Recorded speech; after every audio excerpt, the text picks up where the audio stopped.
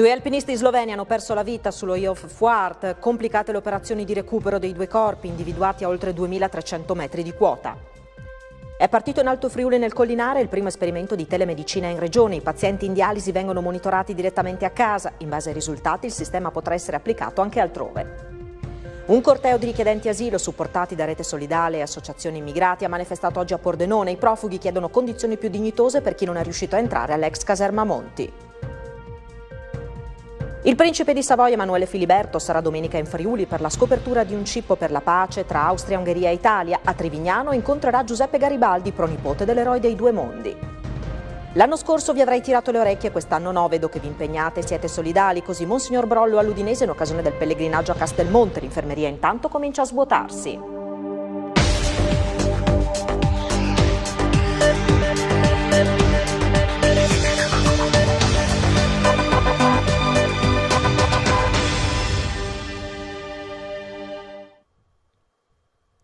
A tutti voi buonasera e bentrovati a questa edizione del telegiornale di Telefriuli che apriamo con la cronaca. Due alpinisti sloveni hanno perso la vita sullo Jof Fuart in territorio italiano.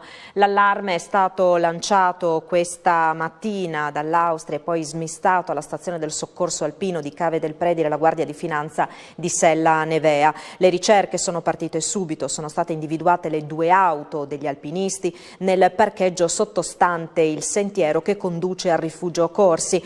Si tratta di un uomo e una donna che avevano deciso di percorrere la via normale allo Jof Fuart che parte poco sopra il rifugio. I corpi dei due alpinisti sono stati individuati nei pressi della cosiddetta galleria sopra lo zoccolo della parete iniziale a una quota di circa 2350 metri. Sul posto hanno operato 10 tecnici tra finanzieri e uomini del soccorso alpino.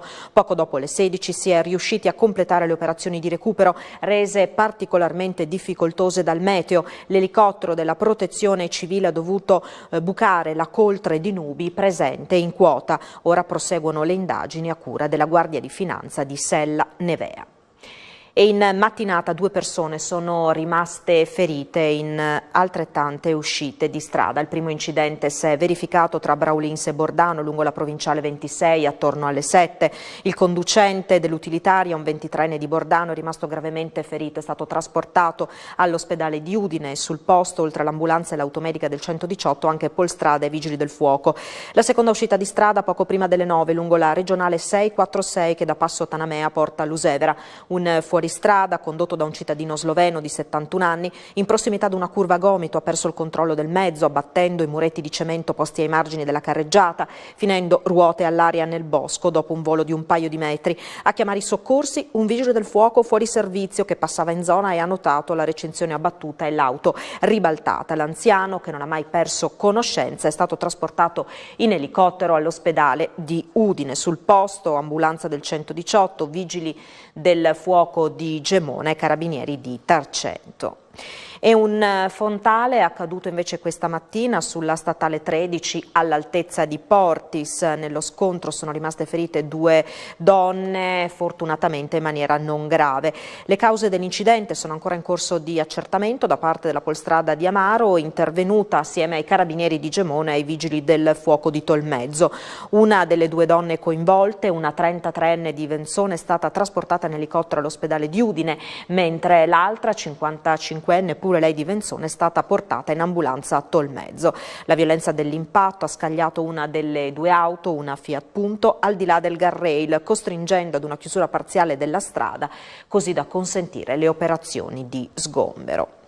E un incendio è scoppiato per cause accidentali questa notte verso le 3 in un condominio in via Valpesarina a Udine.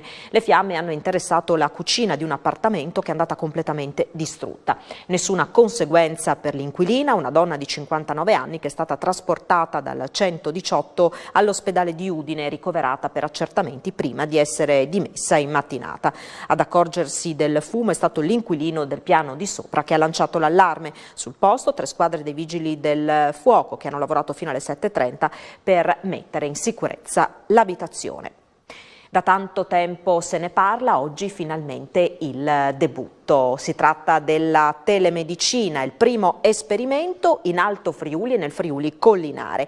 Il sistema consente di monitorare i pazienti che eseguono la dialisi peritoneale direttamente a casa. Se il sistema funzionerà, potrà poi essere applicato anche altrove.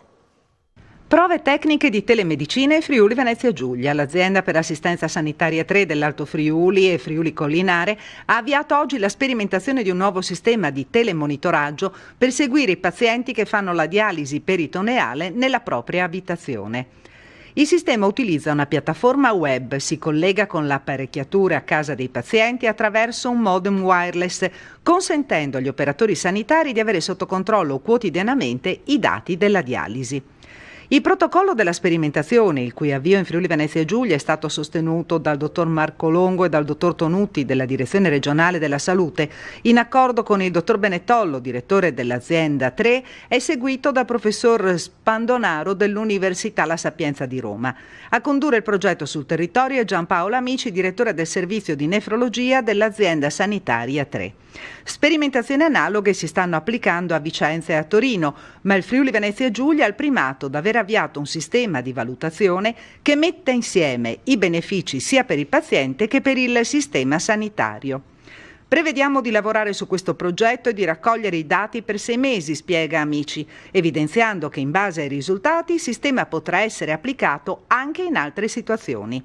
La sanità del futuro punta sulla telemedicina che con immagini video ad alta definizione consente di vedere il paziente e di mettere in collegamento specialisti di vari ospedali.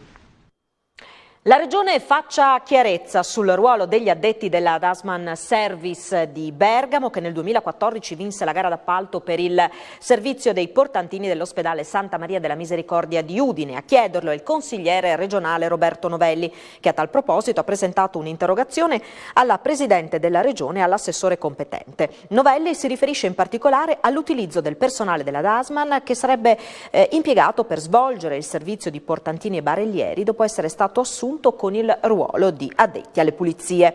Nell'interrogazione Novelli cita anche il caso di 2 dipendenti licenziati dalla ditta dopo che in un'intervista avevano lamentato una serie di mancanze e lacune organizzative del loro lavoro. Novelli chiede che la Regione faccia luce sulla vicenda, verifichi eventuali inadempienze contrattuali e se corrisponda al vero che gli stessi addetti alle pulizie siano utilizzati come portantini. I lavoratori rischiano di avere un ruolo sempre più marginale nel mondo produttivo e di trasformarsi in meri consumatori. La CISL in assemblea a Tricesimo invita le categorie economiche a cogliere le tante opportunità di crescita che offre il Friuli Venezia Giulia. Titolo quanto mai emblematico per il congresso della CISL, centralità della persona, primato del lavoro sul capitale. Primato del lavoro, ma il lavoratore effettivamente sul capitale conta?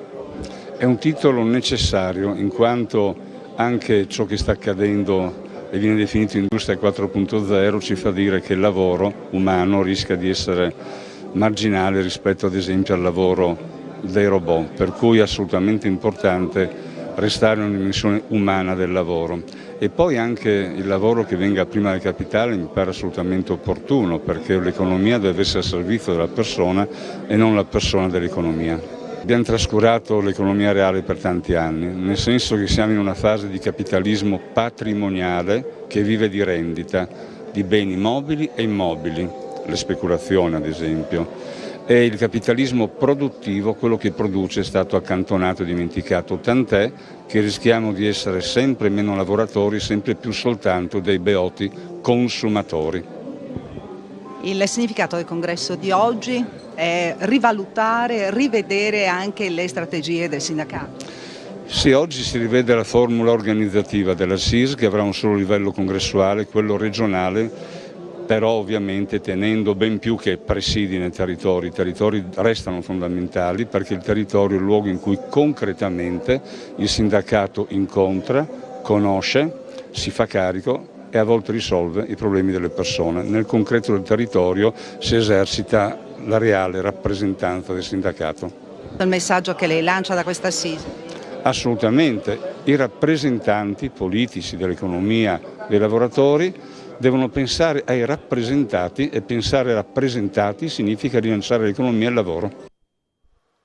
Il Friuli Venezia Giulia si pone al 9° posto delle regioni italiane più povere, con il 13,5% dei residenti al di sotto della soglia di povertà.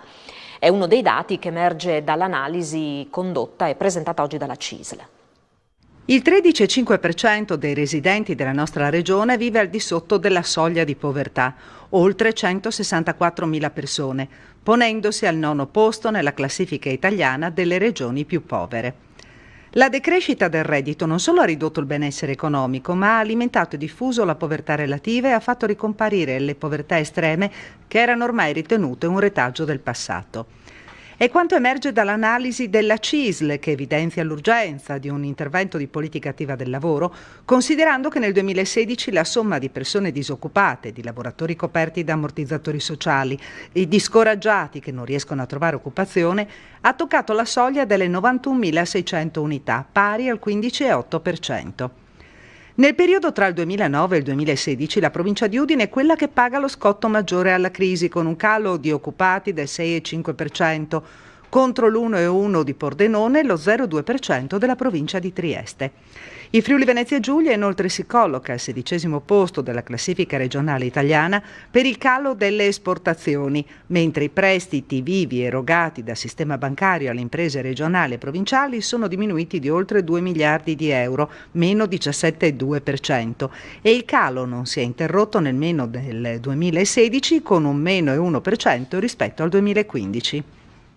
Dopo l'eliminazione dei voucher si rende indispensabile prevedere nuovi strumenti per il lavoro accessorio, e questo è lo spirito che anima 3 mozioni presentate in Consiglio regionale, una del gruppo del PD, primo firmatario Franco Codega, la seconda del centrodestra, primo firmatario Roberto Revelan di Autonomia Responsabile, e la terza del gruppo dei cittadini, primo firmatario Pietro Paviotti. Ciascuna è stata approvata all'unanimità dall'Aula. La mozione del centrodestra intende impegnare la Giunta a rappresentare al Governo nazionale la necessità di apportare le necessarie modifiche migliorative ai voucher, risolvendo la questione della corretta qualificazione del rapporto di lavoro, con la conseguente disciplina applicabile e le connesse tutele, nell'ambito di un aperto dibattito parlamentare, e solo nel caso queste non fossero ritenute sufficienti dalla Corte di Cassazione per evitare il referendum. La mozione Dem intende impegnare la Giunta a farsi parte attiva col Governo nazionale affinché metta in campo nuovi strumenti di retribuzione del lavoro accessorio, ridefinendo, per evitarne un uso improprio,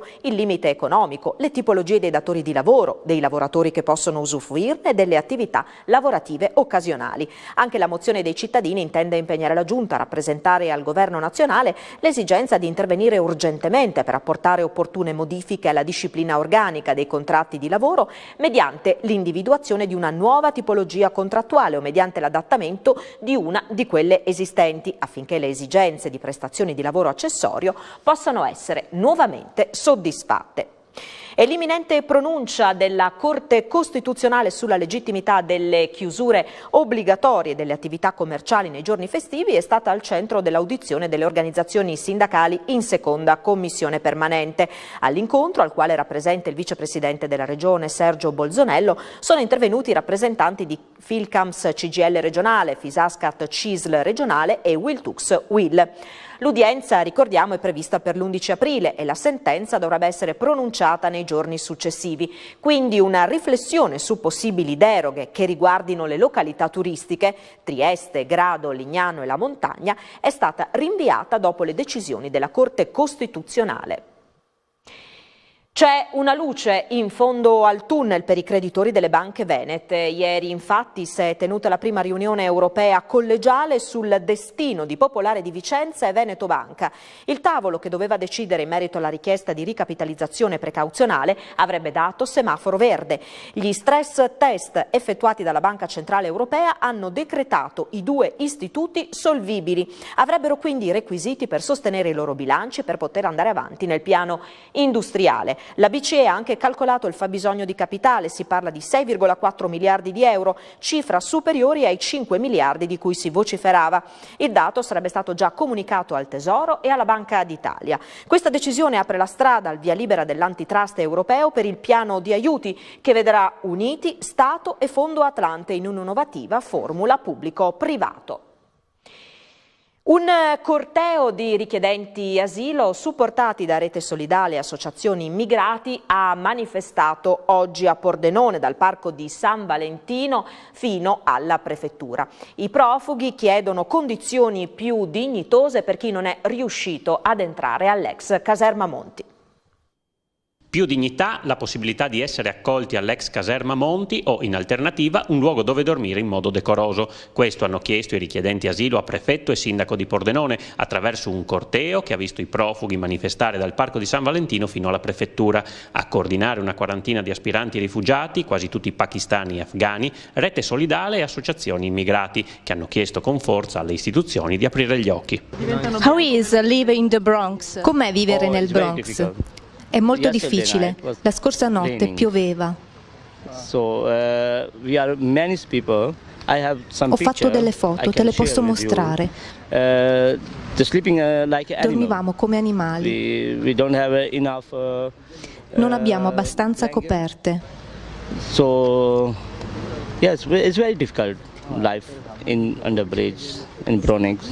How many of you are in the Bronx? Quanti siete nel Bronx? 50, 55, probabilmente anche 60. Maybe 60. E quel che la Rete Solidale dice da un pezzo è quello che il sindaco, scoprendo l'acqua calda, ha iniziato a dire da alcuni giorni, che è il discorso dell'accoglienza diffusa. Se funzionassero le quote in Italia, per esempio, a livello regionale, a livello provinciale e a livello comunale, se funzionassero le quote, i piccoli gruppetti che sarebbero ripartiti nei territori, veramente sarebbe un'accoglienza che integra effettivamente, che è inclusiva, che può diventare una risorsa. Su 26 comuni sono poco più di 15 persone. Cosa sono 15 persone? Una petizione per la difesa dei pozzi artesiani e contro l'obbligo di allacciamento all'acquedotto è stata presentata in Consiglio regionale al presidente Franco Jacob. A illustrarne i contenuti il primo firmatario Paolo De Toni, che ha messo in evidenza come a sottoscriverla siano stati 9.120 cittadini che manifestano la volontà di mantenere l'approvvigionamento idrico potabile attraverso le fontane. A queste firme se ne aggiungono altre 11.000 raccolte 3 anni fa contro le strozzature dei pozzi e l'obbligo del contatore alle fontane. In tutto, insomma, più di 20.000 firme in rappresentanza delle istanze di 100.000 cittadini coinvolti. I firmatari respingono l'impostazione della Giunta che impone, in presenza di una rete di acquedotto pubblico esistente o in corso di realizzazione, posto in capo ad un gestore del servizio idrico integrato, l'allacciamento alla rete stessa da parte di tutte le unità abitative nuove o esistenti e ammette nuovi pozzi a uso civile potabile esclusivamente in assenza di rete acquedottistica pubblica. Per i firmatari si tratta di un provvedimento antigiuridico e antipopolare, per questo chiedono che la materia dei pozzi artesiani sia tolta dal piano di tutela delle acque e che venga riaperta una discussione serena in presenza di una moratoria. Il presidente Jacob, rimarcando che l'acqua è un bene comune e come tale deve essere trattato, ha assicurato che la petizione sarà trasmessa alla Commissione Ambiente per aprire il confronto sulla questione. Si è concluso un nuovo intervento per la messa in sicurezza della Osovana, strada trafficata e percorsa da molti mezzi pesanti. Nel pomeriggio è stata inaugurata la nuova rotonda realizzata in comune di Colloredo di Monte Albano. Attesa per 20 anni è stata inaugurata la nuova rotatoria all'incrocio tra la provinciale 49 Osovana e la 58 dei Castelli a Colloredo di Monte Albano in località Aveacco. Con la rotonda si conta di archiviare definitivamente il lungo elenco di incidenti, anche con esito mortale, accaduti in questo punto critico della viabilità provinciale. Al taglio del nastro erano presenti tra gli altri l'assessore regionale alle infrastrutture e territorio Maria Grazia Santoro, il vicepresidente della provincia di Udine Franco Mattiussi e il sindaco di Colloredo Luca Ovan. Il parroco Don Daniele Calligaris ha benedetto l'infrastruttura. I lavori erano stati consegnati alla ditta appaltatrice, la Mingotti di Tavagnacco, ad inizio novembre. La rotatoria è entrata in funzione in tempi rapidi. Più recentemente sono stati conclusi anche gli interventi accessori. Per l'assessore Santoro si tratta di un importante intervento che consente innanzitutto di porre in sicurezza, grazie ad una riprogettazione complessiva, un punto nero della viabilità. La pericolosità era accentuata dal traffico molto sostenuto, con notevole incidenza di quello pesante. La svolta volta a sinistra verso Maiano e l'attraversamento dell'incrocio erano manovre particolarmente a rischio anche per il mancato rispetto dei limiti di velocità. L'opera, che ha richiesto un finanziamento di 320.000 euro, è stata progettata e bandita dalla provincia di Udine. Il sindaco Luca Ovan si è detto molto soddisfatto del raggiungimento di questo obiettivo, atteso da anni dai cittadini e perseguito da diverse amministrazioni comunali. Dal Friuli Collinare torniamo nella destra a tagliamento, basta arredi esterni dei bar in stile arlecchino. L'amministrazione comunale di Pordenone approva le nuove regole sui Deor. Agli esercenti sconti fino al 50% sulla tassa di occupazione del suolo pubblico. Via libera agli sconti TOSAP, la tassa sull'occupazione del suolo pubblico, a bar, ristoranti e locali di Pordenone che rinnovano o acquistano ex novo i propri arredi esterni, adeguandoli ai nuovi canoni estetici e di qualità fissati dal regolamento appena approvato dal Consiglio Comunale. Lo sconto è del 50% per 5 anni per ammortizzare la spesa in base a un principio di collaborazione tra pubblico e privato. L'obiettivo di fondo è una città più bella, accogliente e attrattiva, uno scopo da raggiungere anche attraverso Deors che garantiscano armonia e decoro complessivo dei luoghi, spiega l'assessore alla pianificazione Cristina Mirante, che ha la delega al decoro urbano. Il regolamento prevede 4 zone e 4 tipologie di Deors. La domanda di sgravio va presentata entro il 31 gennaio dell'anno successivo a quello in cui si sostiene la spesa e comunque non oltre il 31 gennaio 2019. L'adeguamento degli arredi esterni potrà avvenire in modo graduale per consentire di programmare gli investimenti. L'osservanza integrale delle disposizioni è richiesta entro marzo 2018, data in cui verranno avviati i lavori di riqualificazione di parte del centro storico finanziati con i fondi europei PISUS. Nel 1860 lo storico incontro a Teano tra Giuseppe Garibaldi e Vittorio Emanuele II.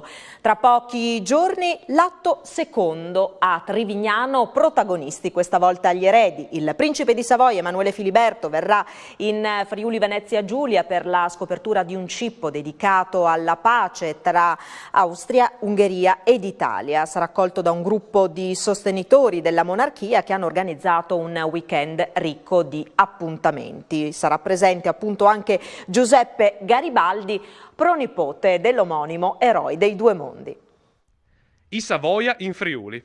Una notizia che 150 anni fa avrebbe portato folle a scendere nelle piazze e nelle vie per rendere omaggio alla famiglia regnante. Ma ora solo un manipolo di nostalgici mantiene viva la memoria di una monarchia decaduta con il referendum per la Repubblica.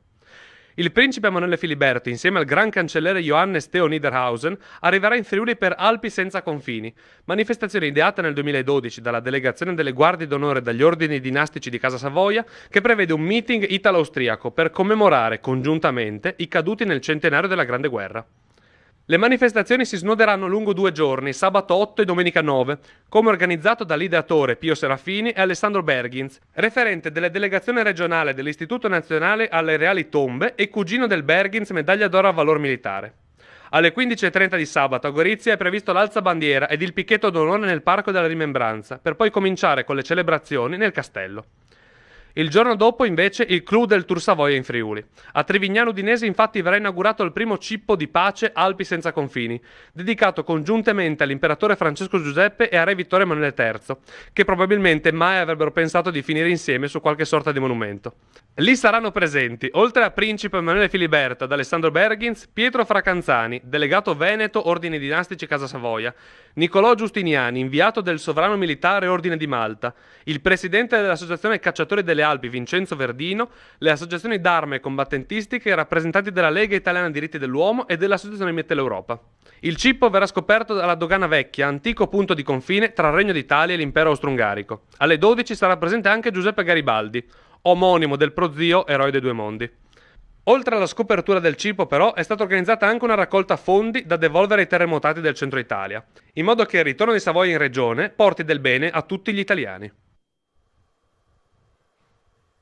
E chissà che questa visita non spinga a stringere i tempi sugli interventi di manutenzione al Sacrario di Re di Puglia, che richiede appunto un'urgente manutenzione, in particolare la tomba del Duca d'Aosta. Il Sacrario di Re di Puglia continua a perdere pezzi. A dare segni ulteriori di cedimento stavolta la tomba del Duca d'Aosta, titolo con il quale si ricorda Emanuele Filiberto di Savoia-Aosta, comandante durante la Prima Guerra Mondiale della Terza Armata. Di fatto, alla sua morte, avvenuta il 4 luglio 1931, volle essere seppellito assieme ai suoi soldati e il regime fascista lo inumò nella tomba dove riposa ancora oggi, guidando in un'ottica simbolica, assieme agli altri 5 generali, l'intera armata. Il monolito che sormonta l'intero tumulo ha un peso di oltre 75 tonnellate. Da qualche giorno però si è aperto un varco su una delle coperture che è stata dapprima sistemata onde evitare che qualche visitatore ci cadesse dentro e da qualche giorno è giunta anche una recinzione più seria. Le cause, secondo il direttore del Sacrario, il tenente colonnello Norbert Zorzitto, sono da ascrivere agli agenti atmosferici e ai continui sbalzi di temperatura. Cause umane? Pare di no, anche perché il regolamento di visita vieta sì il bivacco, ma non la possibilità di muoversi liberamente e di camminare. Ma è l'intero monumento che da anni necessita di urgenti lavori di restauro. Da Roma a Onorcaduti non fa sapere ancora nulla, mentre l'appalto di 8 milioni di euro per la risistemazione dell'adiacente casa Terza Armata e per un rinnovo del Sacrario non si è ancora mosso.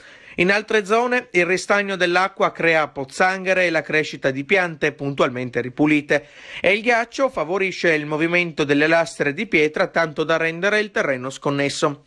Ma di lavori di riqualificazione la direzione sta già parlando e soprattutto agendo. Un deciso disboscamento per rendere l'aria più pulita è già stato avviato. E chiudiamo la pagina storica andando a vedere questa volta dall'alto uno dei luoghi più suggestivi in regione legato alla Grande Guerra. Si tratta del forte di Monte Festa, immortalato con l'utilizzo di un drone da Luca Nardo. L'ultimo viaggio ad alta quota di Luca Nardo parte dalle rive del lago di Cavazzo per portarci in cima al Monte Festa, dove svetta il forte, una delle opere militari di inizio Novecento più importanti in Friuli Venezia Giulia. Da qui si potevano controllare eventuali invasioni nemiche dalla confluenza tra i fiumi Fella e Tagliamento, nonché dalla Val del Lago. Le immagini, girate nei giorni scorsi grazie all'impiego di un drone, mostrano come la struttura sia ben conservata, pur a fronte dell'azione degli agenti atmosferici e dei parziali crolli subiti. A differenza di altri edifici simili, il forte del Monte Festa non venne mai smantellato. Nel novembre del 1917 riuscì a bloccare parte dell'invasione austro-germanica.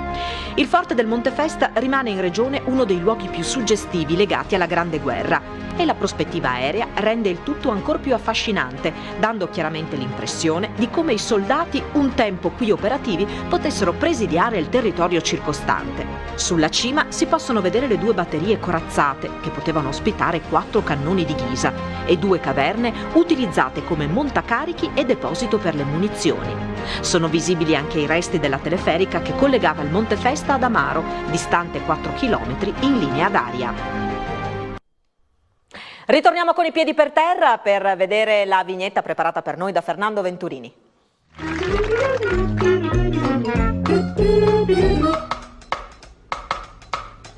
Mana mana. Mana mana. Mana mana.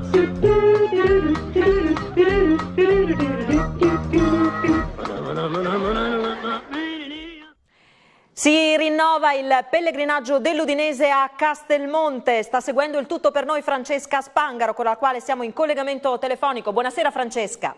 Buonasera a te Alessandra, sì, da poco conclusa la messa che vede culminare ormai da diversi anni quello che è un tradizionale pellegrinaggio alla Madonna di Castelmonte da parte dell'Udinese. L'arcivescovo emerito Monsignor Brollo non va mai a caso nelle sue omelie, anzi sempre molto riferito a quello che l'Udinese sta vivendo nel momento contingente. Se negli ultimi anni non aveva mancato di pungolare e punzecchiare la squadra, quest'anno ha detto non ho critiche da farvi. L'anno scorso vi avete tirato le orecchie, quest'anno assolutamente no. Vi vedo impegnati e solidali nell'essere una bandiera per il Friuli, nel far divertire la gente. Appena entrato in chiesa si è soffermato un attimo a parlare con De Paul nel primo banco, chiedendogli, come sempre fanno i suoi siparietti, quale fosse la pronuncia esatta appunto del suo cognome, e poi ovviamente ha fatto subito un riferimento a Del Neri come guida anche spirituale della squadra, e si è riferito